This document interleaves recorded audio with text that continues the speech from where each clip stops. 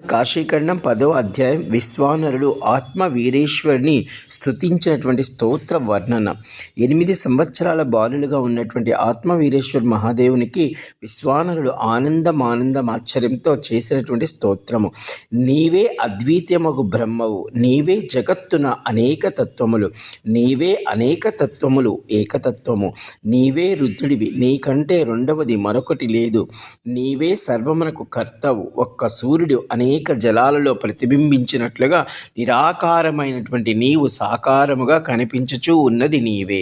కంటికి కనబడు ప్రతి పదార్థములో నీ సుగంధ పరిమళము వెదజల్లును. నీవే తాడును చూసి పాము అని భ్రమను కలిగించేవాడివి, నీవే ముత్యమందు మెరుపువి, నీవే ఎండమాముల యందు జలాశయము అని భ్రాంతిని కలిగించేవాడవి, నీవే యథార్థ జ్ఞానము కలిగిన జ్ఞానివి, నీ అందు సర్వవ్యాపమగు ప్రపంచము కనిపించుచున్నది అని స్తుతించెను.